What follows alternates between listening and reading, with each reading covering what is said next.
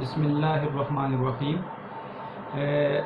آپ کو پتہ ہے بچوں کہ لیکچر نمبر 20 جیسے ہم نے شروع کیا تھا تو اس کے آخر میں بجلی کے جانے کی وجہ سے دوبارہ یہ لیکچر 20 کا پارٹ سیکنڈ جو ہے مجھے دوبارہ یہ بنانا پڑ رہا ہے۔ تو لیکچر نمبر 20 جو ہم نے شروع کیا ہوا ہے یہ اس کا پارٹ سیکنڈ ہے۔ پارٹ فرسٹ میں آپ کو میں نے کیا بتایا؟ پارٹ فرسٹ میں ہم نے جو نعت ہے ہمارے پاس محسن کاکوروی کی، اس کے ابتدائی 2 اشعار ہم نے دیکھ لیے جس میں نبی علیہ السلام کی مدح کو بیان کیا گیا، اور میں نے آپ کو بتایا ہے کہ ان تینوں اشعاروں میں مقام رسول کو بیان کیا گیا ہے، رہائش رسول کو بیان کیا گیا ہے، صورت رسول کو بیان کیا گیا اور سیرت رسول کو بیان کیا گیا ہے۔ تو جیسے کہ دوسرے شعر میں گلے خوش رنگ، رسول مدنی و عربی میں گلے خوش رنگ سے مراد نبی علیہ السلام کی صورت کا ذکر ہے، اور رسول مدنی و عربی میں رہائش رسول کا ذکر ہے، جبکہ زیب دامان ابد تر دستار ازل دونوں میں مقام رسول کا ذکر ہے کہ آپ کا مقام یہ ہے کہ ازل سے ابد تک، ازل میں بھی آپ کا مقام تمام انبیاء سے اعلیٰ اور ہمیشہ اعلیٰ رہے گا، اور آخرت میں بھی آپ کا مقام جو ہے تمام لوگوں سے، تمام انبیاء سے اعلیٰ، تمام فرشتوں سے اعلیٰ رہے گا۔ تو اس بات کی دلیل ہے اس طرف کہ اللہ تعالیٰ کی ذات کے بعد سب سے اعلیٰ و برتر ذات نبی علیہ السلام کی ذات ہے۔ تو یہ 2 اشعار ہم نے پڑھ لیے۔ تیسرا جو شعر ہے اس شعر میں کیا ذکر ہے اس کو دیکھتے ہیں۔ اوج رفعت کا کمر، نخل دو عالم کا ثمر، بحر وحدت کا گوہر، چشمہ کثرت کا کول۔ 4 چیزوں کا بیان ہے بیٹا، 4 چیزوں کا بیان ہے۔ اوج رفعت کا کمر، ٹھیک ہے، تو یہاں پر مقام رسول بیان کیا گیا ہے، آپ اوپر لکھ سکتے ہیں مقام رسول۔ نخل دو عالم کا ثمر، ٹھیک ہے، اس میں بھی مقام رسول کا ذکر ہے۔ بحر وحدت کا گوہر، توحید کا ذکر، تو یہاں پر بھی آپ اس کو کہہ سکتے ہیں سیرت رسول، ٹھیک ہے، اور نخل دو عالم کا ثمر میں بھی سیرت رسول بھی لکھ سکتے ہیں، مقام بھی لکھ سکتے ہیں۔ چشمہ کثرت کا کول، تو یہاں پر بھی جو ہے وہ مقام رسول اور سیرت رسول کو بیان کیا گیا ہے۔ دیکھیں بیٹا، اب ان کو سمجھنے کی کوشش کرتے ہیں کہ اوج رفعت کا کمر، نخل دو عالم کا ثمر، ٹھیک ہے، کہ آپ کی ذات چاند کی طرح ہے، اور چاند کی طرح جیسے چاند کا مقام بلند ہے تو آپ کا بھی مقام بلند ہے۔ اوج رفعت کا کمر، ٹھیک ہے، اوج رفعت بلندی، کمر چاند، تو چاند کی طرح آپ کا مقام بلند ہے۔ نخل دو عالم کا ثمر، دونوں جہانوں میں کامیابی آپ ہی کی وجہ سے ملے گی، دنیا میں بھی اور آخرت میں بھی، یہ اس کا مفہوم ہے۔ تو ویسے اگر دیکھا جائے تو نخل کہتے ہیں درخت کو، اور دو عالم دونوں جہان، دنیا اور آخرت، ثمر پھل کو کہتے ہیں، یعنی دونوں جہانوں کے درخت کا پھل، میوہ جو ہے وہ آپ سے ملے گا۔ اس کا مطلب یہ کہ دونوں جہانوں کی کامیابیاں وہ نبی علیہ السلام کے طریقے پر چل کر ملے گی۔ بحر وحدت کا گوہر، آپ توحید کے سمندر میں ایک موتی کی حیثیت رکھتے ہیں، آپ توحید کے سمندر میں ایک موتی کی حیثیت رکھتے ہیں۔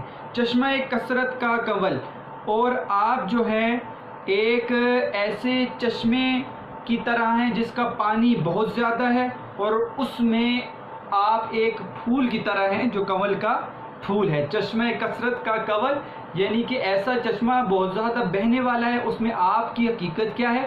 وہ کنول پھول کی طرح ہے۔ تو مفہوم سمجھ آ گیا۔ اس کے بعد دیکھتے ہیں اس کی تشریح کیا ہے۔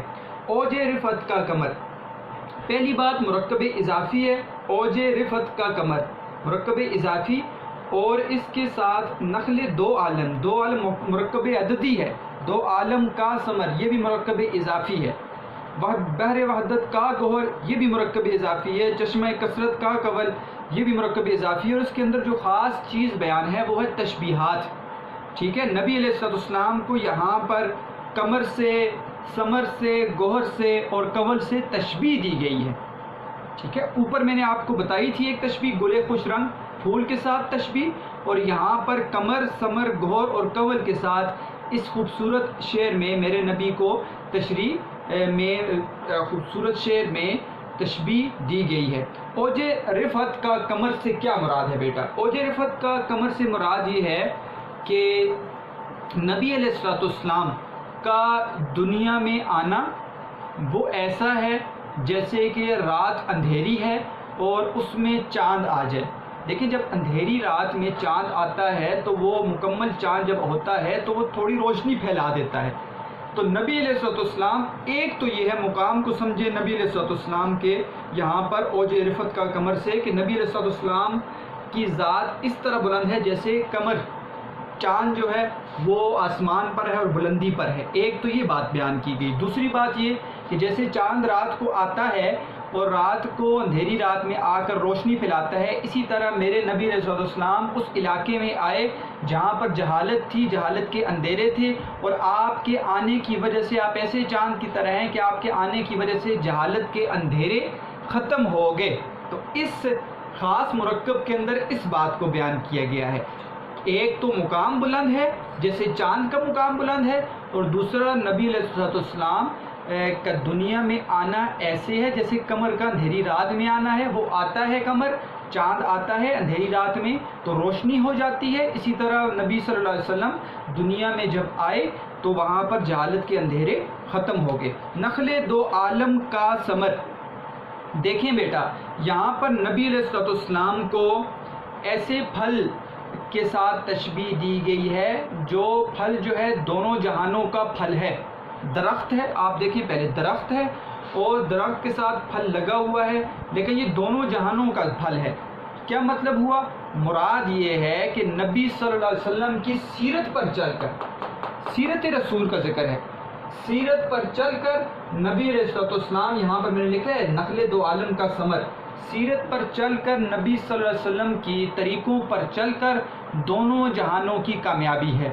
ایک شخص یہ سوچے کہ دنیا کے اندر کامیابی نہیں ہے، نہیں، آخرت کے اندر نہیں، دونوں جہانوں کے اندر کامیابی ہے۔ ایک جہان کی بات نہیں ہے، جو نبی صلی اللہ علیہ وسلم کی طریقوں پر چلا اس کے لیے اللہ تعالیٰ نے دنیا کے اندر بھی کامیابی رکھی ہیں، عزتیں رکھی ہیں، اور آخرت کے اندر بھی اس کے لیے کامیابی ہی کامیابی ہے۔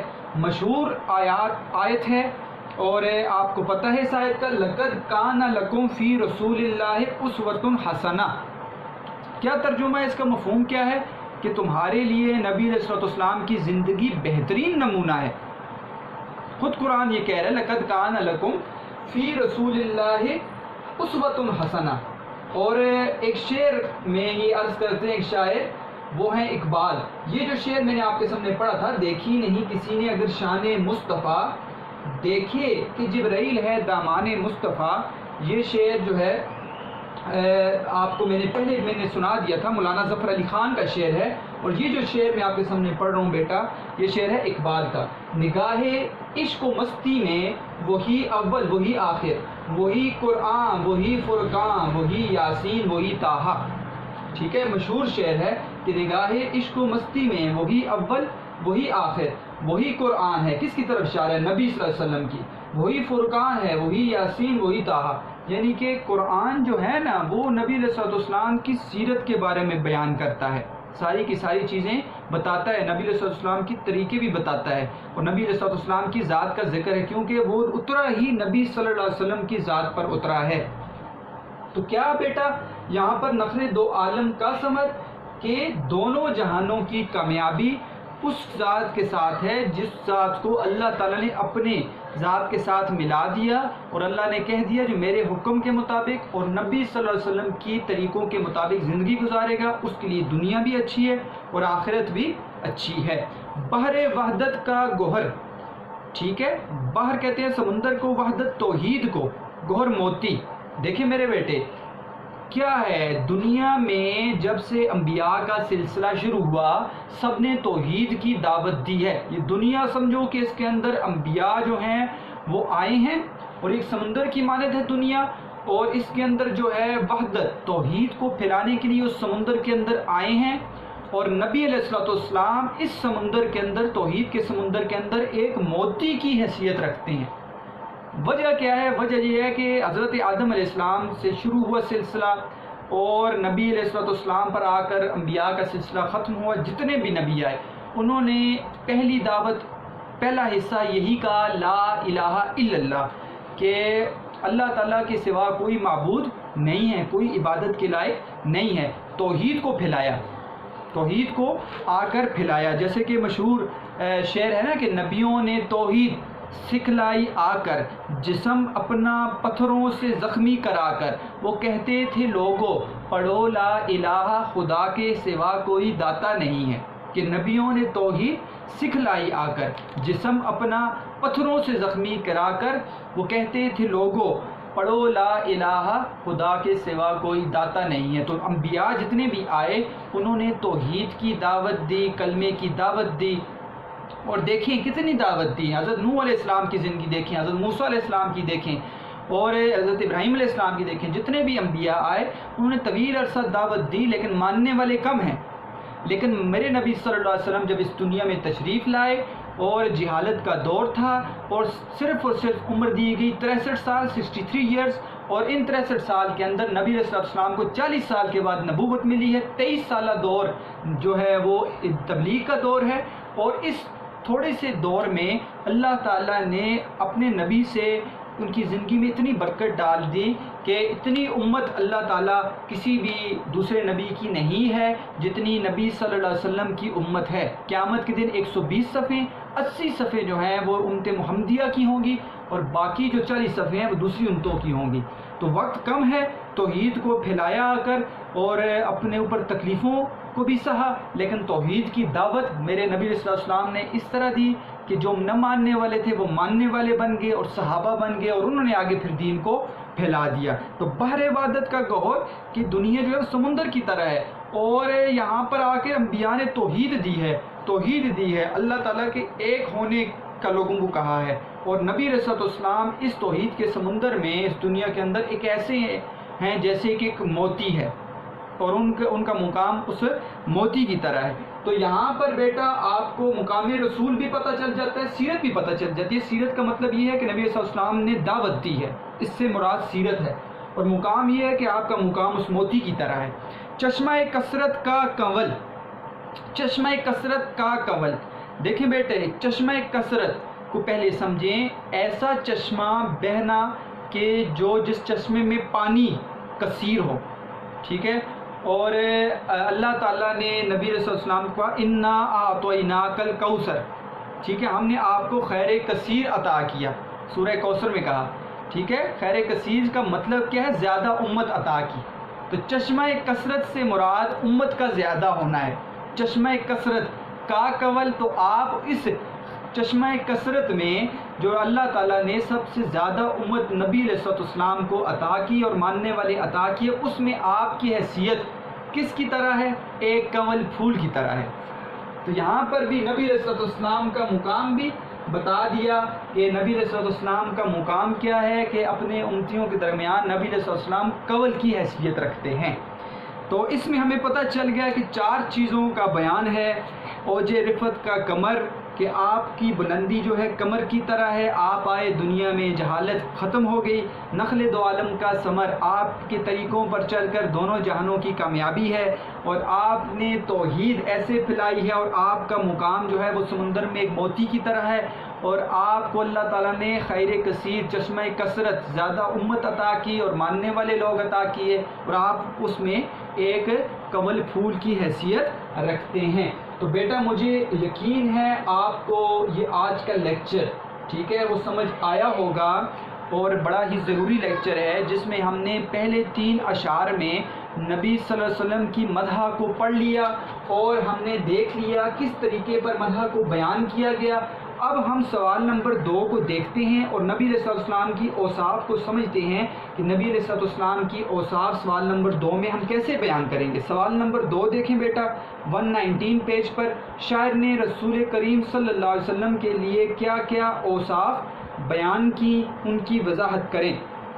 تو دیکھیں بیٹا میں نے آپ کو پورے کے پورے 3 اشعار میں 4 چیزیں پھر دہرا دیتا ہوں، 4 چیزیں بتائی ہیں. مقام رسول، نبی علیہ السلام کا مقام کیا ہے. رہائش رسول، نبی علیہ السلام کہاں پر آئے اور آپ کا وہاں پر آنا کیسا ہے. صورت رسول، میرے نبی صلی اللہ علیہ وسلم کی صورت کیسی ہے. سیرت رسول، آپ صلی اللہ علیہ وسلم کے اخلاق اور سیرت کیسی ہے. ان 4 چیزوں کو بیان کیا ہے. آپ نے ہیڈنگ دینی ہے یہ والی، اعلیٰ تیری سرکار، اس سوال کے ساتھ. रसूल मदनी व अरबी, गुले खुश रंग और नखले दो आलम का समर। इसके अंदर क्या बयान करना है बेटा? आपने बयान करना है मुकाम रसूल, कि सबसे आला तेरी सरकार है, सबसे अफजल, कि अल्लाह ताला की ज़ात के बाद सबसे जो बड़ी ज़ात है वो नबी अलैहिस्सलाम की ज़ात है। और मौसम काकोर भी कहते हैं कि मेरे ईमान मुफस्सल का खुलासा निकाला जाए और खुलासा कहा जाए बताओ, तो मैं यही कहूँगा कि अल्लाह ताला की ज़ात के बाद बुलंद ज़ात कौन है? वो नबी अलैहिस्सलाम की ज़ात है। रिहाइश रसूल का, रसूल मदनी व अरबी, तो गुले खुशरंग रसूल मदनी व अरबी के मेरे महबूब जो हैं वो किसकी तरह हैं? एक खूबसूरत फूल की तरह हैं। और आप जो हैं वो ऐसी जगह पर आए जहाँ जहालत के अंधेरे थे और अल्लाह ताला ने आपको वहाँ पे मबूस फरमाया। आप मक्के के अंदर आए, मदीने के अंदर आपने हिजरत फरमाई और वहाँ पर आकर आपने जहालत के अंधेरे ख़त्म कर दिए। ऐसा नाम जो मदीने का पहले यसरब था, आपकी वजह से उसका नाम मदीना पड़ गया। सूरत रसूल, गुले खुश रंग भी आप कह सकते हो। और इसके साथ आप अल्लाह ताला की तरफ से जो कुरान की आयात हैं उसका भी तज़किरा कर सकते हैं, लेकिन गुले खुश रंग में आपने लिखना है नबी अलैहिस्सलाम का चेहरा, ठीक है, वो उसमें तशबीह दी गई है कि नबी अलैहिस्सलाम का चेहरा वो खूबसूरत फूल की तरह है। और जैसे फूल की खूबसूरती होती है, उसका रंग खूबसूरत होता है, उसकी नाजुकी होती है, उसकी खुशबू होती है, ऐसी नबी अलैहिस्सलाम के अंदर भी ये सिफ़ात मौजूद हैं। सीरत रसूल, नखले दो आलम का समर, यानी कि नबी अलैहिस्सलाम के तरीक़ों पर चलकर दोनों जहानों की कामयाबी जो है वो अल्लाह ताला ने नबी अलैहिस्सलाम के तरीक़ों पर रखी है।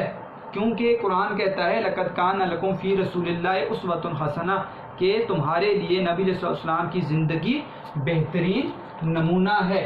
तो इससे हमारा 4 हेडिंग से सवाल नंबर 2 जो है बेटा यहाँ पर हल हो जाएगा। आपका होमवर्क क्या है?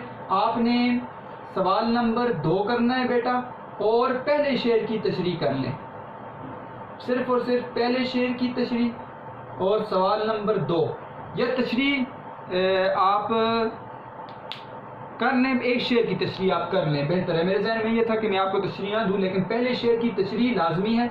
एक शेर की आप तशरीह कर लें और सवाल नंबर 2 आप कर लें। आपने बाकी फरहंग जो है मुश्किल अल्फाज के मानी अपनी किताब पर लिखने हैं और ये अशार आपने अपनी किताब पर लिखने हैं, ये आपने नीट कॉपी पर करना है, ठीक है। सवाल नंबर 2 और तशरीह भी आपने नीट कॉपी पर करना है और उसकी तस्वीरें मुझे भेजनी हैं। पहला लेक्चर जिस तसलसल से जारी था, लाजमी बात है वो तसलसल टूट गया बिजली के जाने की वजह से, लेकिन दूसरा लेक्चर जो दिया है इसमें इस लेक्चर को पूरा करना था, तो इसमें हमने लेक्चर में 3 अशार जो हैं उनकी तशरीह को पूरा कर लिया है और सवाल नंबर 2 को देख लिया है। मुझे उम्मीद है बेटा आपको इन अशार की तशरीह की समझ आई होगी, मफ़हूम की समझ आई होगी। मारूरी सवालात बड़े अहम होते हैं बेटा, बाज़ औक़ात शेर के अंदर से आ जाते हैं, जैसे सबसे आला तेरी सरकार है, सबसे डैश, अफजल, अजमल, अकमल, तो ऐसे ऑप्शंस के साथ आते हैं। इसलिए ज़रूरी है कि आप शेर को बार बार पढ़ें। एक दूसरा देखें, ये भी MCQs आ सकता है, कसीदा मदहु खैरुल मुरसलीन, ठीक है, डैश का कसीदा है, तो किसका कसीदा है? मौसम काकोरवी का, ठीक है। और हियत के लिहाज से मौसम काकोरवी की ना डैश है, पाबंद नज़म है, मुअर्रा नज़म है, आज़ाद नज़म है, तो इस तरह का भी MCQs आ जाता है और इस पर आपने थोड़ा गौर आपको करना पड़ेगा। अशार को ख़ास तौर पर गौर से पढ़ें ताकि आपको कोई भी लफ्ज़ अगर बीच में से निकाल दिया जाए तो आपको ये पता हो कि वाकई इस शेर के अंदर ये लफ्ज़ है। तो मुझे उम्मीद है बेटा आपको सबक की समझ आ गई होगी। अगर फिर भी आपको किसी बात में कोई सवाल है आपके जहन में तो आप जैसे सवाल पूछते रहते हैं आप मुझसे पूछ सकते हैं। मेहनत करनी है बेटा, मेहनत करते रहना है। अल्लाह ताला आपको खुश रखें, आबाद रखें। वस्सलाम।